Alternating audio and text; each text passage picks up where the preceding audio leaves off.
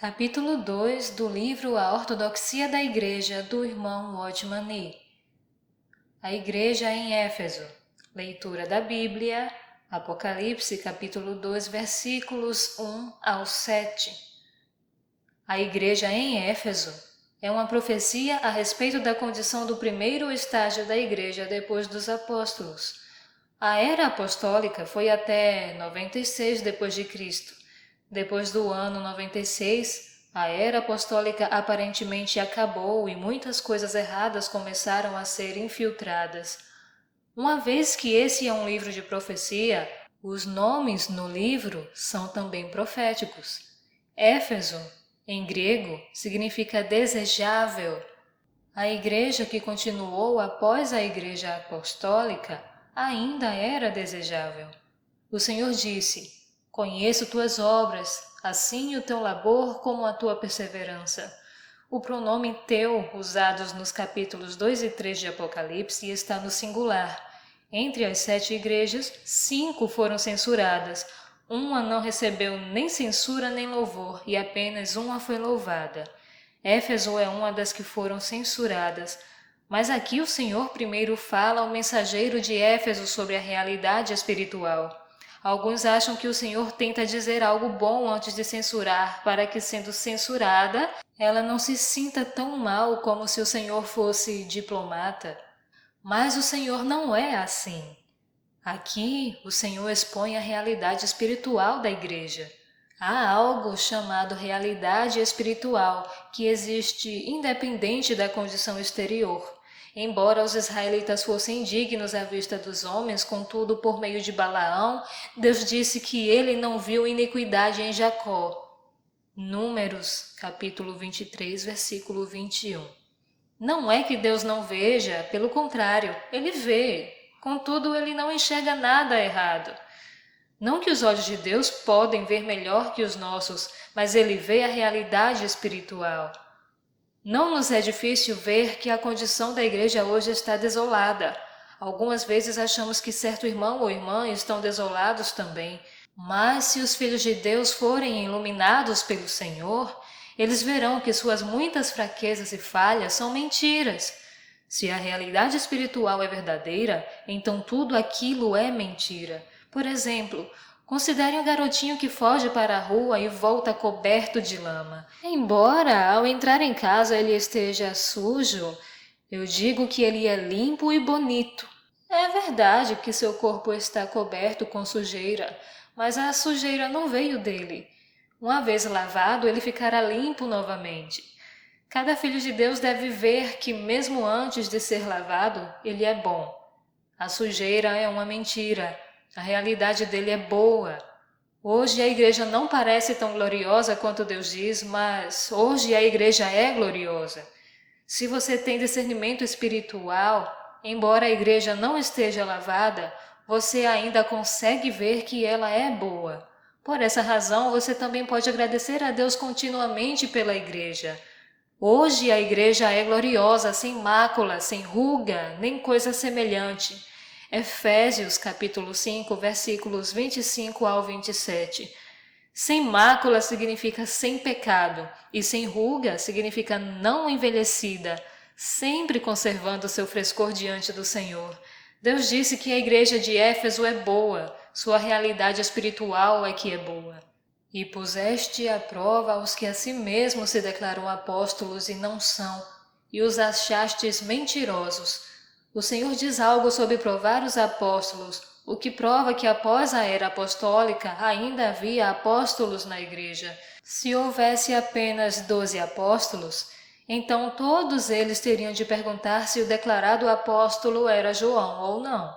Se não fosse João, então ele não poderia ser um apóstolo, porque nessa época todos os 11 apóstolos haviam morrido e restava apenas João.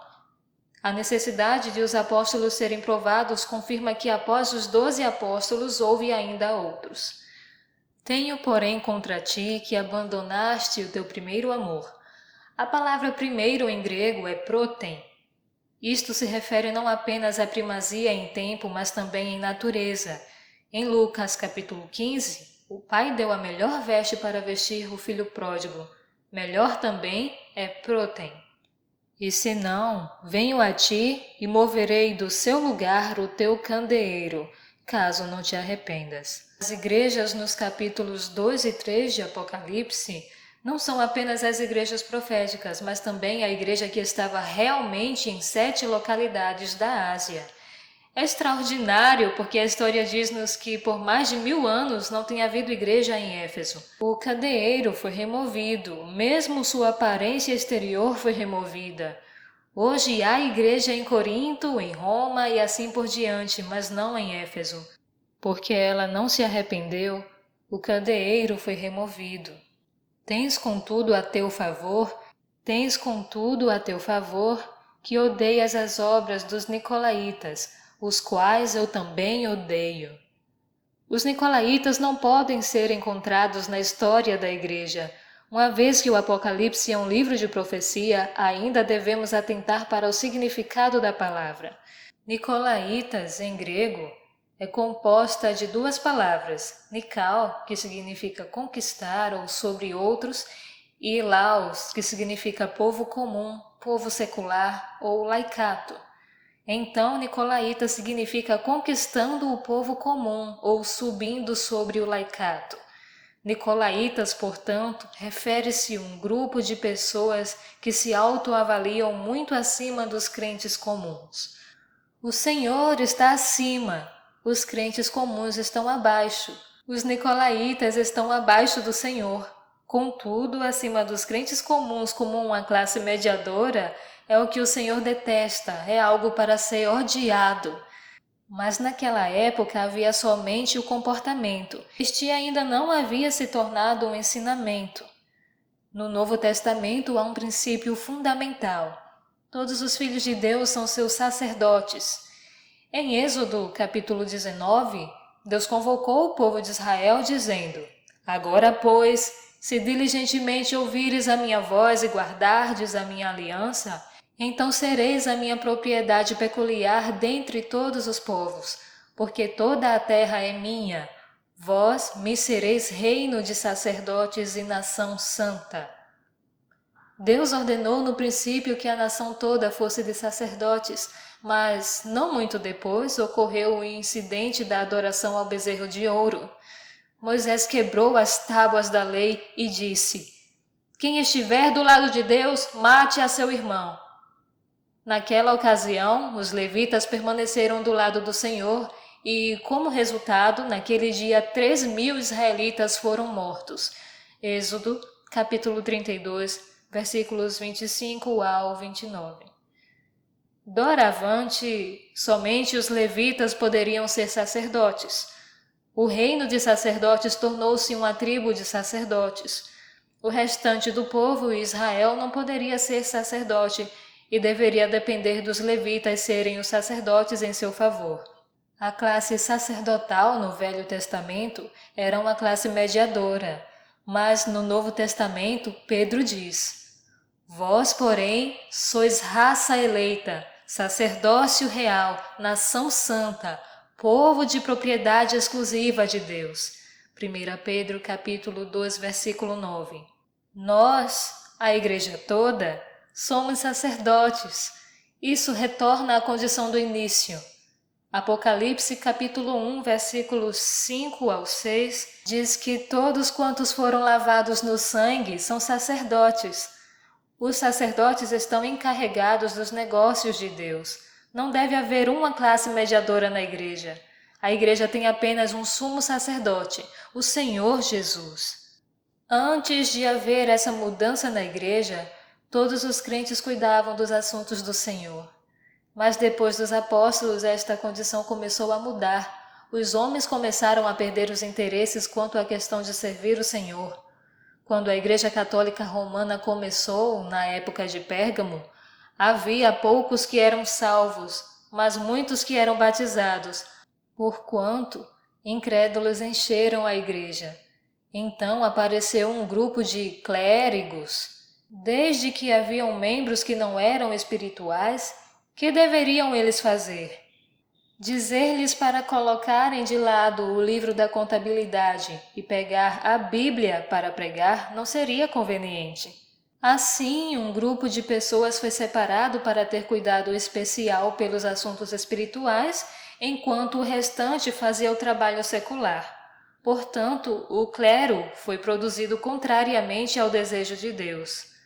Deus deseja que todos quantos fazem trabalho secular tomem conta dos assuntos espirituais. Na Igreja Católica Romana, distribuir o pão, impor as mãos, batizar, etc., tudo é realizado pelos padres. Mesmo casamentos e funerais devem ser dirigidos pelo clero. Na Igreja Protestante há os pastores. Para doenças, chame o médico. Para assuntos legais, chame o advogado. Para assuntos espirituais, chame o pastor. E quanto a mim, eu posso dedicar-me ao trabalho secular sem distração. Por favor, lembre-se, no taoísmo há sacerdotes taoístas para cantar a liturgia para o povo. No judaísmo há sacerdotes para lidar com as coisas de Deus para os homens. Mas na igreja não deve haver qualquer classe mediadora, porque nós mesmos somos todos sacerdotes. É por essa razão que nestes 20 anos temos gritado a respeito do sacerdócio universal. Abel pôde oferecer sacrifício assim como Noé. No início, todo o povo de Israel podia oferecer sacrifícios, mas mais tarde, por causa do incidente do bezerro de ouro, eles não mais podiam oferecer sacrifícios por si mesmos. Deus diz que cada crente pode vir diretamente a Ele, mas agora há o pessoal mediador na igreja. Hoje há os nicolaítas na igreja, então o cristianismo tornou-se judaísmo. O Senhor fica satisfeito com os que rejeitam a classe mediadora. Se o sangue o lavou, você tem participação direta nos assuntos espirituais. A igreja pode ser fundamentada apenas sobre esta base, do contrário, é judaísmo. Portanto, aquilo pelo qual lutamos não é somente em relação às seitas, mas é pelo privilégio do sangue. Hoje, há 3 categorias principais de igreja no mundo. Uma é a Igreja do Mundo, isto é, a Igreja Católica Romana. Outras são as igrejas estatais, tais como a Igreja Anglicana e a Igreja Luterana. E a outras são as igrejas independentes, tais como a Igreja Metodista, a Igreja Presbiteriana, etc. Na Igreja Católica Romana há o sistema sacerdotal, católico. Na Igreja Anglicana há o sistema clerical e nas igrejas independentes há o sistema pastoral. Tudo o que vemos é uma classe mediadora a qual se encarrega dos assuntos espirituais. Mas a igreja que Deus quer estabelecer é aquela na qual Ele pode colocar todo o Evangelho sem a classe mediadora. Quando o Evangelho todo entra, algo sobra. Isso que sobra não pode ser igreja. Quem tem ouvidos, ouça o que o Espírito diz às igrejas. O Senhor fala da mesma maneira a todas as 7 igrejas, mostrando que não somente a igreja em Éfeso necessita ouvir, mas todas as igrejas devem ouvir. Ao vencedor, dar-lhe-ei que se alimente da árvore da vida que se encontra no paraíso de Deus. A intenção original de Deus para o homem é que ele coma o fruto da árvore da vida. Agora Deus diz que podemos ir diretamente a Ele e agir de acordo com sua intenção original. O problema não é o que a árvore da vida é. Em lugar disso, o problema é se você está disposto a seguir a intenção inicial de Deus. Comer o fruto da árvore da vida no jardim de Deus. Apenas os vencedores podem comer. Todo aquele que retorna à intenção e exigência original de Deus é um vencedor.